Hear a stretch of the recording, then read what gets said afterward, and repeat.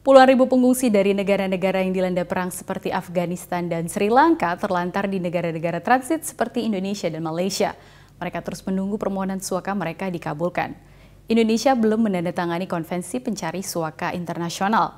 Karena itu, para pencari Suaka di sini tidak bisa bekerja dan anak-anak mereka tidak bisa sekolah.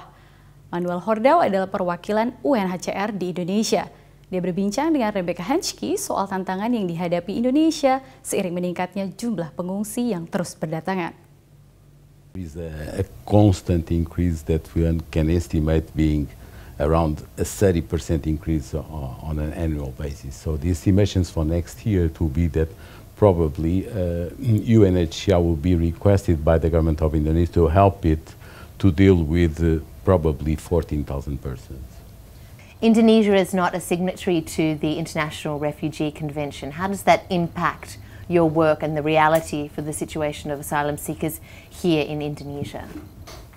It means that the country is not ready to take a number of international obligations that would make it to assist in meeting the basic needs of those foreign nationals that cannot be sent back to their countries because of being victims of political persecution or victims of generalized violence, of gross human rights abuses. So it means that Indonesia is still not ready to take over such international responsibilities. So far, the government of Indonesia agreed that it would comply with the basic principle of non-deporting, the obligation of non-deporting or sending away to a place where the lives of refugees could be put at danger. And that principle has been observed by the authorities of these countries since a long time, I would say since the 1970s, and by then the Vietnamese boat people crisis. How would you describe Indonesia's reaction to the number of asylum seekers coming here? How is Indonesia's response to the situation? Very humanitarian, very much in line with the country's humanitarian traditions, very cooperative with the efforts of the United Nations High Commissioner for Refugees in finding solutions for these people. So they give us as much time as we might need to find a final solution to people that end up stranded in Indonesia without knowing what to do with their lives.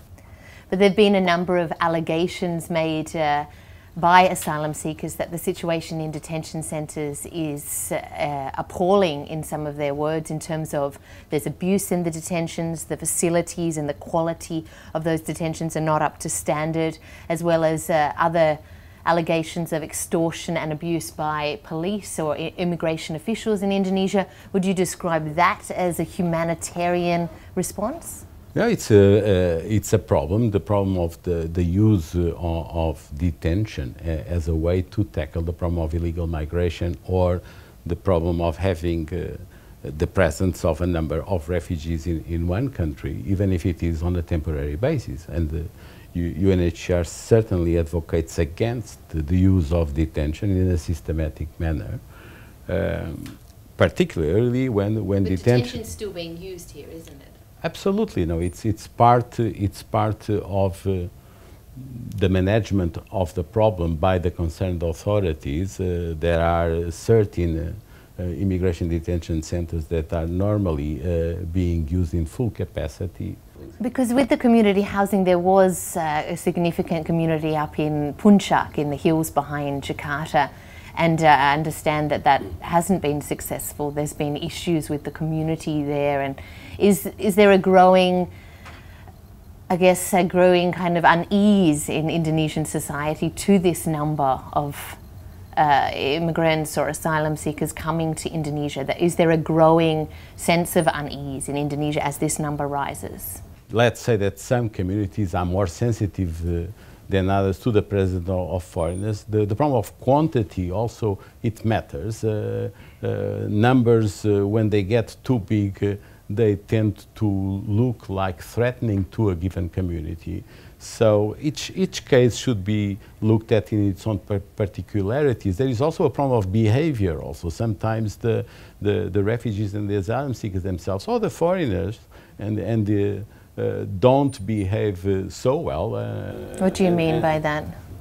They don't necessarily always observe the rules and the laws of the country, and might, by their different cultural backgrounds, offend local communities. And we had reported instances of this sort. So we believe that in the area of Punjak, Chisarua, Bogor area, there were quite a good number of conflicts that were motivated by a number, of course, I would say, the sheer number of foreigners present in that area, some problems of behavior of a number of foreigners that were not respecting local customs and rules. Complicated, and as it got so complicated, UNHCR decided at a given moment, also as requested by the concerned authorities, to stop its operations there.